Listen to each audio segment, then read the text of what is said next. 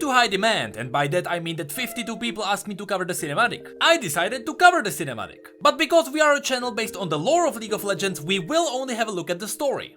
Mostly. Also, the raw recording was 35 minutes long, so there will be some cuts as I try to edit it down. And with that, let's get on it.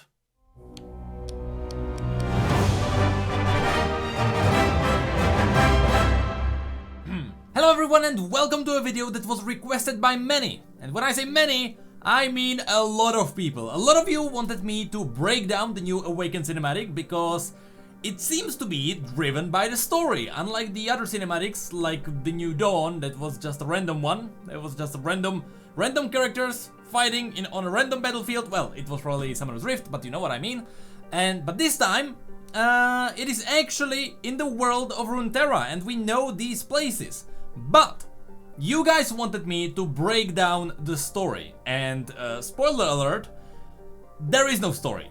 This cinematic was made to show us the world, not the story. As you'll see, we recognize all the places where all these battles are happening in this cinematic. However, those stories are likely not canon, they are likely not happening, at least we have proofs that they may not be possible.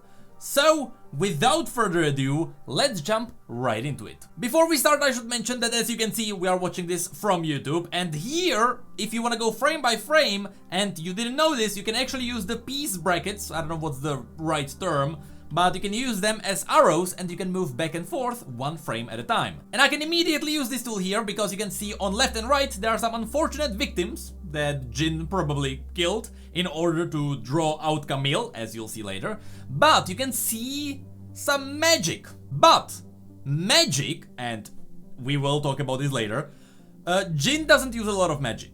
Yes, Whisper, his gun is infused with magical, well, not magical bullets, the bullets themselves, they are magical, but the gun was also crafted from enchanted stones in Ionia. That's why it has like the ivory bluish color. I mean, the gun. So some magic is involved when he's shooting people. But his traps, and right here you can immediately see the first of the traps. The traps do not use magic. In the story it was mentioned that whenever someone steps on Jin's trap, it will just spring out razor blades that look like flour and they will cut you into pieces. So no magic involved, but still in this scene later on, things go purple. And that is a theory we will talk about. So we got three scenes. We got Jin. By the way, this place where Jin is right now, we know that this is the theater where Oriana snuck when she was trying to educate herself. Alright, scene number 2, we have Noxus. Now here, in this Noxian arena, there is the only Easter egg I was able to find. Well, 2 Easter eggs I was able to find in this entire cinematic. We have 2. Easter egg number 1, if we go back, while Draven is here in the main cabin, on the other side, this is where the nobles are. And you can see one guy that you can kinda see from the distance. There is someone with white hair and a black cloak. Now, the only person who this could be would be Swain. This is also, you know, you can also notice the ravens now flying around, so more hints that there is Swain somewhere here. Just a really clever thing right off the beginning. You can see that as, you know, the normal gladiator arena is in action. By the way, in Noxus, this place and what you're seeing right now, it has a term. This is called the fleshing. This is when Noxians take criminals and slaves and just, I guess, gladiators who want to fight there as well. They take those guys, they throw them into the arena, and that is called the fleshing. So you can see that while the fight is happening, people are bored and they are leaving on the left side. That's a really nice detail. And of course, we have by far the best character. I'm gonna tell you right now. Draven and later Sion, those two have so good models. Like, they are so well done. It is incredible. How much detail there is on Draven's cheek is incredible. But enough about Draven. Let's have a look at the background. So you can see Raven's blade, which will play a role later on. You can see Vladimir's talons, which I don't know if this is a mistake, but this is our first hint that these cinematics are here just for season, 2019. and they are not here for the story, because Vladimir's talons should not be a weapon that he's wielding. Vladimir's talons should be part of his own body, because as we learned from the Darkin used the blood magic to reshape their bodies. Vladimir, a Noxian prince if I remember correctly, he was taken in as a hostage by the Darkin, but because he was a really powerful mage and he kinda showed promise to the Darkin, they let Vladimir to learn himself how to wield blood magic. And that's how his hands look so weird, because he's using blood magic to reshape his own hand, or at least he experimented with that. So these talons, unless we're proven otherwise at some point in the future, these talons are supposed to be part of Vladimir's body. They are not supposed to be something that he can take off. But besides these two things, you can see there is the second talon of Vladimir. You can't really see it here, but in another shot you'll be able to see it there. But you also have Draven's blade. There's the handle of one blade, there is the blade of the other blade, Draven swords. But besides these two, there is this. And this made me curious, because you have a wall where there are weapons of all champions we know. There is Riven, there is Vladimir, there is Draven's blade, and then there is something that we don't know. Now this to me looks like a wrist guard with a blade going from that horizontally. Vertically, sorry.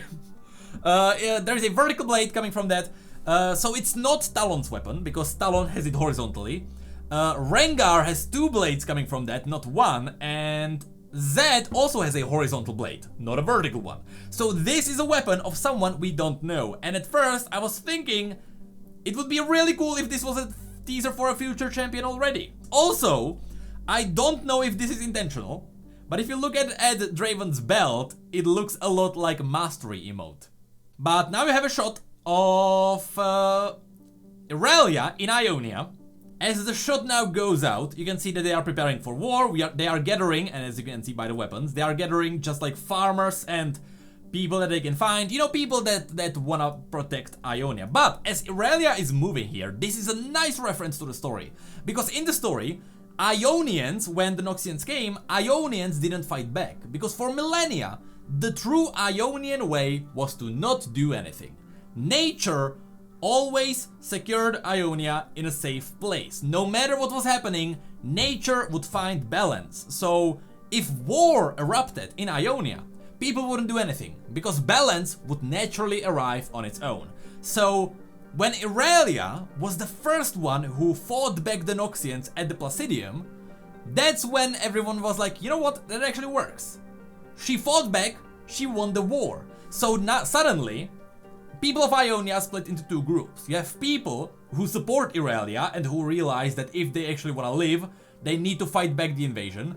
And then you had people on the other side, which were people that didn't agree with that, and they still wanted to live the old Ionian way and let nature deal with everything. So here, as Irelia is moving through the crowd, you can see that people respect her because she's actually beating Noxians, but at the same time they are hesitant, and you can see that from the movement. They are not sure about her, and that's why it takes a while before they actually move out of her way. Also, there's the nice beautiful shot of the Noxian invasion coming. You can see buildings. These buildings you can remember from the concept art that is now on Universe from Ionia. I believe the gate is there, and this house specifically is there. So this is a nice homage to just Ionian art. This is a beautiful shot, like one of my favorite shots here, because Camille is really high detailed and she looks amazing. These guys are not the police. You may think they are the police, but those of you who know the story, Camille, okay, hold on, not yet Riven. Camille is not part of the police. Camille is the principal intelligencer of the Pharaoh's family, which means she is something like Black Ops. And because she is here to deal with threats that can threaten the flow of the royal families in Piltover, because again, she is not part of the police, she doesn't necessarily care about the safety of Piltover as a whole, but she does want her family and, you know, noble people that are not barons to keep Piltover safe. So here, as they rush in, these guys are not police, they are something between Black Ops and mercenary now in the service of the Pharaoh's family. Back to this part. We know who this is, we know that this is Riven. Another reason why this cinematic is likely not canon and it is not accurate based on the story. Riven, according to the last story, which was Confessions of a Broken Blade, she ended up in Ionia. She had her talk with Yasuo, they had a little duel, and they realized we are both dumb and we shouldn't really fight about this. So they stopped fighting, the invasion was gone, Riven is now under protection of Ionians in Ionia, so this scenario is impossible. Before she was captured, she was a Noxian soldier. She was never in the arena, she was trained to be a soldier on the battlefield. And after the Noxian invasion, she is now in Ionia. The thought of her being captured by Noxians and brought back into the arena, that is impossible. There was like a million people asking me, like, did Riven really fight in the arena? No.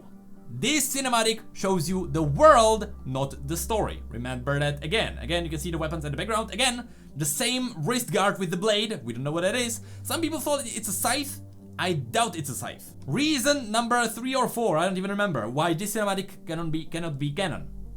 Sion was raised after Swain got back from the battlefield. And Swain got back from the battlefield after their defeat on the shores of Ionia. So Sion was not resurrected by the time the invasion was in full war. Alright, here. There are 2 theories as to what's happening in this shot. You can see, by the way, this is such a cool detail, such a cool detail. Theory number 1. Even though the traps that Jin is using are not infused with magic, it is possible that Jin planted these purple powder bombs around the place. You can see one here, and I don't know if these things all over the place are people, you know, corpses of people, or if they are also bombs. But notice the one on the ceiling, this will play a role later, but it seems like Jin is so mad, so insane, that he killed a bunch of people in the theater so he could draw out the principal intelligencer, the absolute elitist of killers in Piltover, just so he could have a beautiful shot of them fighting, right? Because you'll notice later that as the bombs are exploding all over the place, he's enjoying that. See, purple explosions back. Purple explosions are back, everything is going up, and you can see this is something that I noticed in the analogy of TV Skyen. If you wanna listen to TV Skyen going ham on this cinematic, because he, while I may know the story, he is all into how the shots work and why the things are animated the way they are. He has a brilliant explanation of how things are shot here. But speaking of shots, you can see that Jin, and I didn't notice that, TV Sky noticed that. Jin is shooting, okay, you'll see that later on because there is another cut. He is shooting, but he's missing Camille on purpose. That's an amazing detail that I totally missed. Now, by the way, this animation, so good. You can see there's one awesome detail, and that is that when Draven is throwing his axes, he dives beneath. As he catches those blades snap together. You can see that now it's open, but they snap together in one place, and you can see the weight of him dragging the blades. It's so cool. This shot is like one of my favorites, this weight that he's carrying now. But there is one Easter egg that majority of people didn't notice. If you zoom in, and I mean like if you really pay attention here, you can notice here 3 people on the balcony. White hair, gray shoulders, black cloak. You have Swain, number 1. Next to him, you have someone without a helm, 2 silver shoulders and a red cloak. That's Darius. And right next to Darius, you have someone with white hair and black cloak. That is the Pale Lady. Now, of course, the Pale Lady is shrouded in all the stories. We don't know what she looks like, we just know that it's a hooded lady. That's called the Pale Lady. But we also know that while in the story nobody knows who she is, we know it is LeBlanc. So you have the 3 leaders of Noxus. You have Swain, you have Darius, and you have LeBlanc. That's the Triforix. In case you don't know, the Triforix is the new system that Swain brought into Noxus, where Noxus does not have one leader, because LeBlanc always managed to corrupt the one leader, and the one leader was doing whatever LeBlanc wanted to do. Instead, Swain now has 3 leaders for Noxus, so that when one leader is corrupted, there are still 2 others to deal with him. And the beautiful detail of this is that you can see Darius, just like, you know, you can see that Swain is standing, Darius is standing, but LeBlanc is lower because she's sitting. When Draven catches the axe, you can see Darius immediately shoots his hand up because he's cheering for his brother. That is an amazing detail that I absolutely love about this. I absolutely love this detail. How Darius is cheering for Draven. By the way, Yasuo being in this fight wouldn't make sense, because even though the war is happening, Yasuo is still kinda on his own, because everyone is still trying to kill him, and getting Yasuo into a war against the Noxians would be really hard, because at this point, Yasuo doesn't trust people to trust him. So, for this to be canon, there would have to be another twist where Yasuo would be brought back, you know, or people would forgive Yasuo, and that did not happen at the end of Confessions of a Broken Blade. So, this shot is impossible, yet another reason why this just is not canon. This beautiful Easter egg, this is a shot, this is a replicated shot from the original teaser when Jhin was teased for the first time. At the end of the video, you had a close-up on his eye in his mask, and then it was slowly zooming in. This is a really short, but really clever reference to the first teaser that we had of Jhin. Clever. See, now, finally, back to the purple bomb on the ceiling. As everything finally goes off, this is the final scene that Madman Jhin was setting up, right? But that's not the end. That's just theory number 1. Theory number 1 is that he's using these purple bombs to, you know, have this beautiful shot at the end. Theory number 2. As you can see, if we go back, you can see that those guys who are shot here, and here, that looks like the Crimson Roses that were there during Jin's teaser. But we know that Jin's teaser was only in his head. In reality, people were getting brutally annihilated. Blood everywhere, guts just splaying around. But in his mind, it looked like beautiful trees growing and, you know, going through the bodies. But that's not what happened. So if we go back to this, the theory is that while you can see beautiful colorful explosions all around, that is in Jin's mind. In reality, because the bombs are not infused with magic, the theory is that this is just blood splaying all over the place. You have now Sion burned by lightning. You have now the Kinko and the Zen family and Karma, who I don't even remember her name now. And you have also Yasuo teaming up and Kennen, bada bim bada boom, that's the end. I don't think there's anything at the end, but that was my take on the cinematic. To sum up the reasons why this is not canon according to the story, but the places are canon, is because obviously the places are all over the place. You have the theater that is in Piltover. We know it is in Piltover, or it is between Piltover and Zone to be specific, where Oriana played her role. You have the flashing arena in Noxus, and then you have the battlefield of Ionia. We don't know where it is specifically. We try to guess where that would be, but there is no hint as to where specifically this could be. But the reasons why this is not possible. First of all, at the end of Jin's story, he was in a port city in Ionia, so it is possible that he could take ship to Piltover and just leave Ionia. It is possible that Jhin would leave Ionia and get into Piltover, where Camille would find him. This scene is the only one that could be possible. Absolutely could be possible. I don't think there is anything major that would really break this. But even the fact that at the end Jin was in a port city, that would hint that this might happen. The arena is not possible. The arena is not possible because Raven was not in the arena before the invasion, and she certainly will not get into the arena now, because even if she is somehow captured, she will likely be executed on spot. So that is also not possible, even though this is a really cool shot. And the Ionian battle happened. It makes sense. Irelia, Karma, and Akali teaming up also makes sense, but Sion was not on the battlefield.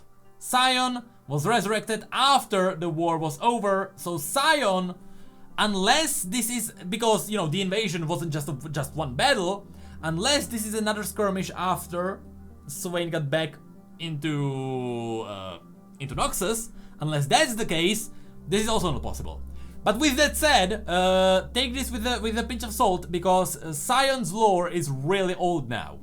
So Sion was actually, or his story is still kept in the form before Swain's rework. So while it does make sense in the context that we have right now, where where Sion, when he's talking about Swain, he doesn't see him as a true leader, that can still make sense right now, because Swain still killed Borem Darkwill, the previous leader, so Sion was still loyal to the previous leader and not Swain.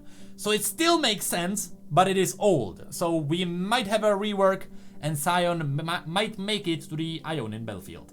But with that, let's end it with this shot. Thank you guys so much for watching this video. This was on your request. You guys wanted to see this. So right after this one, we will get onto Veigar finally. There is a person who kept messaging me like a million times, and he wanted to see Veigar. So for you, sir, specifically, we'll do Veigar's lore. So thank you guys for being here, and I will see you next time. Hey, did you know that we have social media and Twitch where we talk about other League facts and stories? And did you know that we have need mugs and shirts too? The links to all of that will be below. And as always, thank you, come again.